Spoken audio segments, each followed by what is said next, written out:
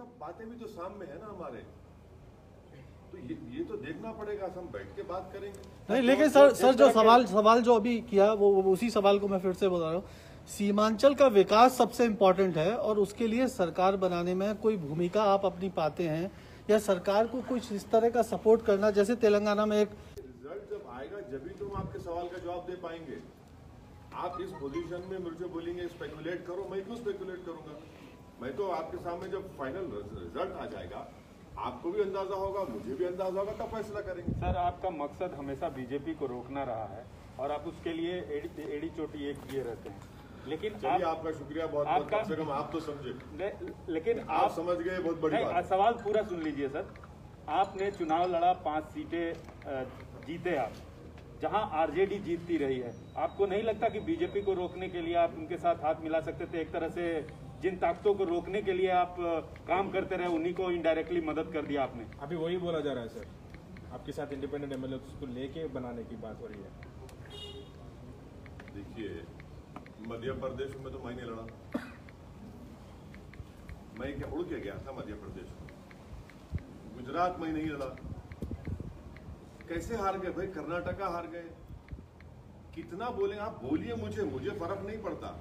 मैं बिहार की बात कर रहा हूं भाई, क्योंकि आपने आरजेडी की सीटें खाई हैं, जैसा कहा जा रहा है। अगर कोई ये समझ रहा है कि भारत में सीमांचल का वोटर किसी का गुलाम है या नौकर है, तो हम उसके जहन के जालों को साफ कर दिया। वोटर सुप्रीम है, वोटर किसी का होस्टेज नहीं है।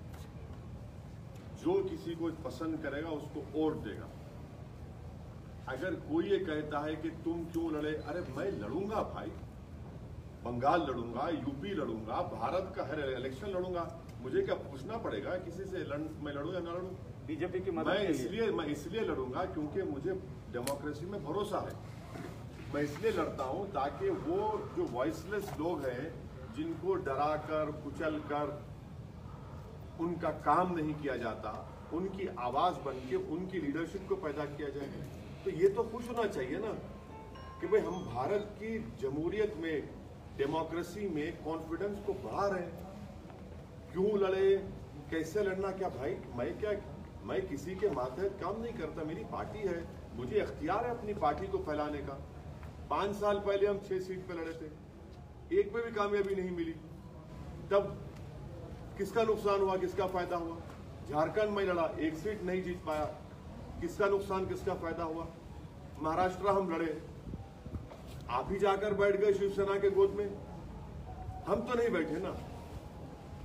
तो ये जो अपने आप को ये समझते हैं कि बस हम ही जिंदा रखें सेकुलरिज्म को, हम उनसे कहना चाह रहे हैं कि भाई साहब बस करिए, आप नहीं जिंदा रखें सेकुलरिज्म को। आप खाली टीवी स्टूडियो में बैठकर ज्ञान देते हैं, जमीन पर आप नहीं जाते। आप इनका सिर्फ एक आर्टिकल लिख दो अखबार में, टीवी पर जाकर ज्ञान दे दो और ओवैसी को गाली दे दो।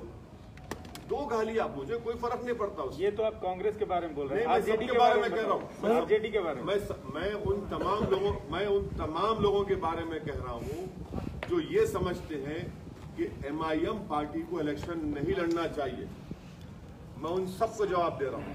सर, बहुजन समाज पार्टी और उपेंद्र कुशवाहा के साथ मिलकर आप चुनाव लड़े। दलित वोट और ये कुशवाहा वोट या पिछड़ा वर्ग का वोट, इसने आपकी जीत में कितना अहम रोल अदा किया? एक नंबर 1 सुनिए, पहले नंबर 1 के सवाल आपके साथ मैं तो शुक्रिया अदा किया ना। मैं तो जनाब कुशवाहा साहब का, बहन मायावती का, जनाब राजभर साहब का, देवेंद्र यादव साहब का शुक्रिया अदा किया। बिहार की जनता के साथ मैं तो शुक्रिया अदा किया उनको। हम तो सब साथ मिलकर लड़े, यकीनन उनको भी क्रेडिट जाता है। लेकिन आपका वोट उधर ट्रांसफर नहीं हुआ, बहुजन समाज पार्टी सिर्फ एक ही सीट पर रही और उपेंद्र कुशवाहा भी शायद एक। देखिए, इलेक्शन है, हम तो अपनी तरफ से पूरी मेहनत किए, जुस्तजू किए। बल्कि बहुजन समाज पार्टी के कई ऐसे कैंडिडेट थे जो हमको कह रहे थे कि सर आप और मुखामत पर आइए। हम नहीं जा सके क्योंकि वो शेड्यूल इतना टाइट था, पर हम तो कोशिश किए, इखलास के साथ कोशिश की, पूरी नियति के साथ हम कोशिश की। 2022 वो वोट ट्रांसफर नहीं हुआ उत्तर प्रदेश में, हाँ, बीएसपी के लिए 2022 में उत्तर प्रदेश में एमआईएम दोबारा चुनाव लड़ेगी। बहुजन समाज पार्टी, सुनिए दोबारा चुनाव लड़ेगी। पहले जो कमजोरियां थी हमने थोड़ा उसको दूर किया है, बड़ी ताकत के साथ लड़ेगी।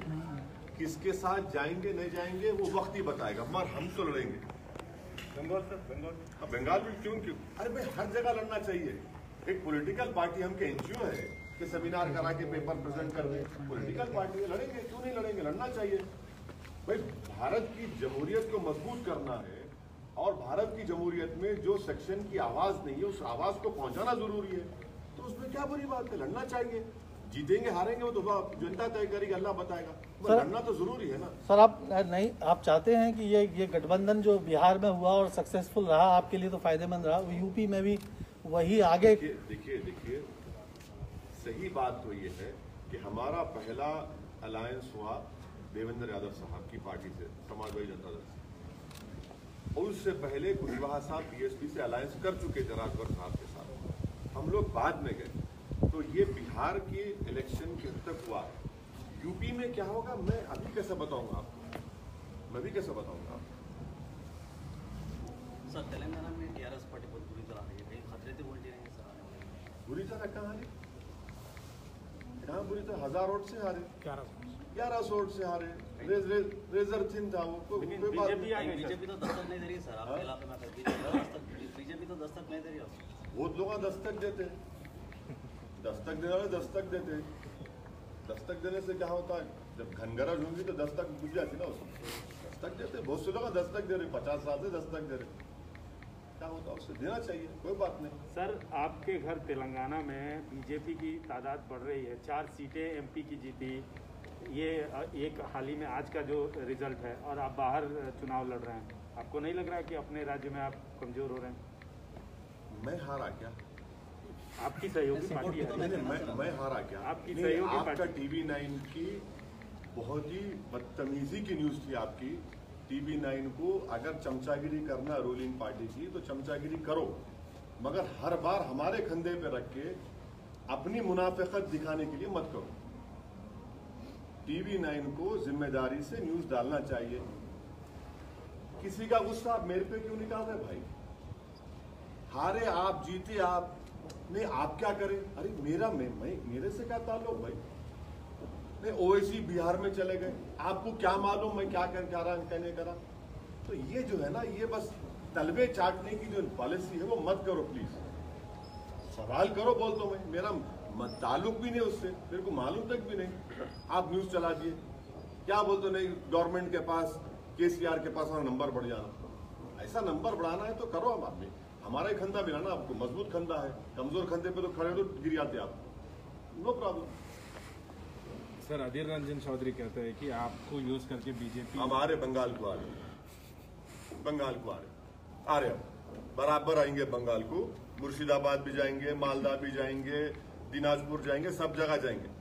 अधीर रंजन चौधरी क्या ठेका लेके बैठे हुए मुसलमानों का? अधीर रंजन चौधरी को बताना चाहिए कि अपनी कॉन्स्टिट्यूंसी में मुसलमान इतने बुरे हाल में क्यों हैं।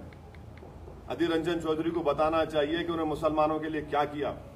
अधीर रंजन चौधरी तुम जान लो इस बात को कि वोट हमारा, राज तुम्हारा नहीं चलने वाला है। अभी आप हार रहे। कल तक जब पूरे एग्जिट पोल्स आ रहे थे तो मिठाइयां खा रहे थे आप, फूल बांट रहे थे, आसमान पे उड़ रहे थे, पटाखे फोड़ रहे थे, वो आगे। अरे 70 सीट दी है ना, क्या किया आपने वो तो बता दो। क्या क्या मैंने मैं आपको एक वाकया शेयर कर रहा हूं। जब ये आखिरी दिन का कैंपेन खत्म हुआ 5 तारीख को, तो मेरी मीटिंग थी कोचा दामन में। मैं कोचा दामन से मीटिंग खत्म करके जा रहा था, तो इस हमारी विक्ट्री में बता रहा हूं आपको, बहुत बड़ा रोल महिलाओं का रहा। मैं अपनी लाइफ में इतनी पब्लिक मीटिंग्स किया हूं, मगर एक पब्लिक मीटिंग में इतनी बड़ी तादाद में महिला आते थे कि गैर मामूली, और यकीनन मैं कह रहा हूं कि उनका बहुत बड़ा रोल रहा। जब मैं लास्ट मीटिंग करके जा रहा था तो मेरे को उन महिलाओं ने रोका कि सेल्फी लेना है, बोले बराबर लीजिए, और मैं भी चाह रहा था कि सेल्फी लिए। उसके बाद एक महिला ने मुझसे कहा कि वैसी तुम्हारे बारे में बहुत अनाप शनाप बोल रहे हैं ये लोग, इनको 7 तारीख को हम बताएंगे, और तुम देखना जब वो डब्बा खुलेगा इसका जवाब हम दे देंगे। देख लीजिए आप, बागडोरा एयरपोर्ट पर मैं गया, मेरे को रोककर वहां पे महिलाओं ने कहा कि हम दिल्ली जा रहे हैं और वापिस आएंगे, बड़ा अनाप शनाप तुम्हारे बारे में इन्होंने कहा है। आप बोलते जाइए, मेरे को फर्क पड़ने वाला नहीं है, मैं रुकने वाला नहीं हूं। मैं पहले भी कह चुका हूं कि आप जितना बोल सकते बोलिए, मैं आपका जवाब नहीं दूंगा, जनता जवाब देगी, कुदरत जवाब देगी, मेरी मौत मेरे को रोक सकती। ये क्या बात है? आप जो कोई बात है, बोले जा रहे हैं, जो मुंह में आया बोलते हैं, कुछ तो रोकना चाहिए ना। सर, ये गठबंधन का जो फॉर्मूला है, बिहार में बहुत अच्छा काम किया, बंगाल में भी इस तरह की संभावनाएं तलाशने के लिए क्या आप कोशिश करेंगे, और कौन कौन से ऐसे पार्टी आप समझते हैं जो आपकी विचारधारा से मेल खाती हैं और जिनसे कुछ? तिवारी साहब, हमको तो कोई हाथ लगाने तैयार नहीं है ना। ऐसा लगता है कि इसको हाथ लगाओ तो 550 kV का शॉट लग जाएगा। हम करेंगे, मेहनत करेंगे, कोशिश करेंगे, हमारा काम कोशिश करना है, लड़ना हमारा काम है, देखेंगे आगे क्या होता है। गठबंधन की कोशिश भी हो। अरे भाई, इलेक्शन जीतने के लिए जो भी डेमोक्रेटिक उसूल है उसको अपनाएंगे। Okay sir.